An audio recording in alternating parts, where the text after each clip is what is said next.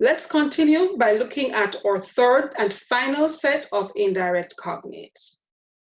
Picking up at número 21. Our Spanish word is patria, and patria resembles the English word patriotic, and patriotic has to do with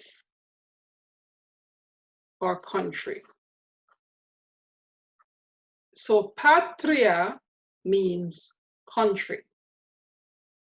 So this middle one here, this middle word, that's our bridge that we keep having to cross to get to our meaning.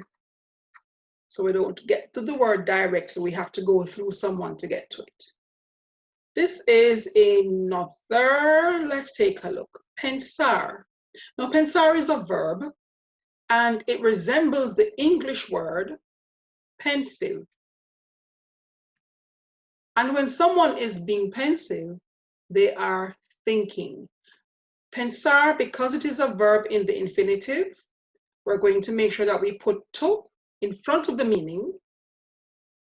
So it doesn't just mean think, it means to think. Número 23 or 23. This is an interesting one.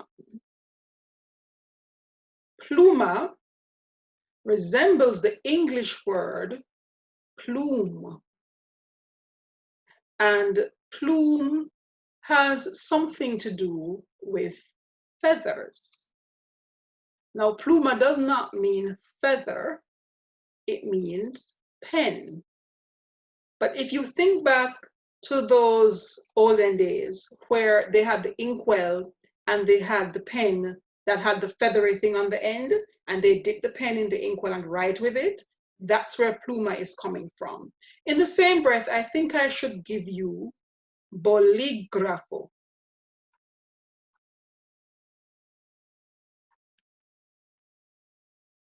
Bolígrafo is the ballpoint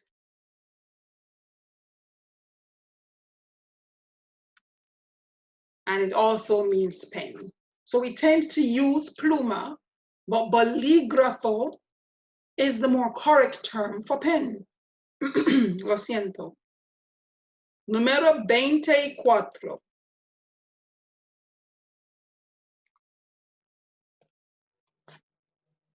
Primero.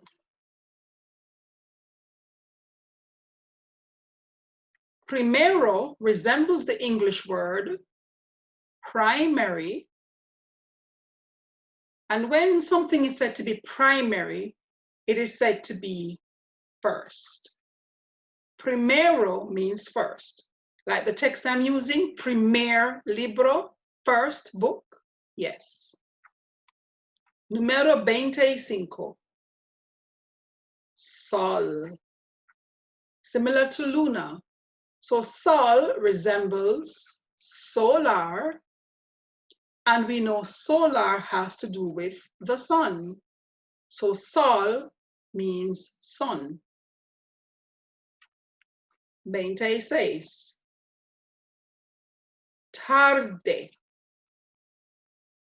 Persons often wonder, why does this mean late or evening? And it does not look anything like it.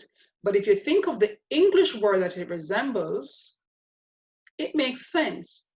Tarde resembles tardy, and when you are tardy, you are late. 27. Vecino. Now, vecino resembles the English word vicinity. And when you think about what vicinity means, it means to be close, it means to be in proximity to. And who do you find in proximity to you where you live? Your neighbor.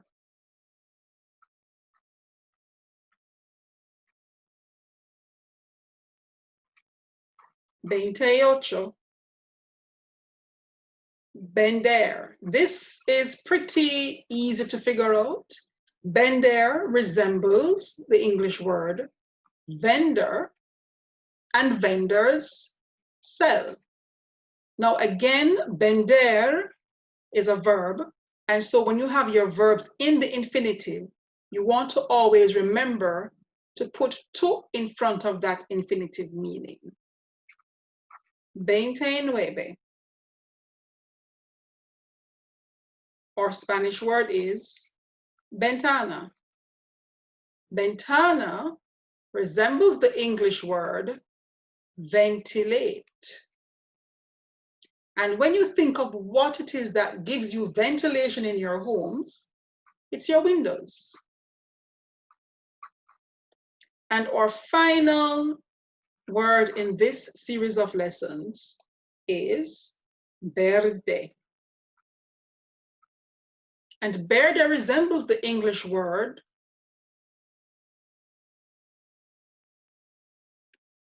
verdant.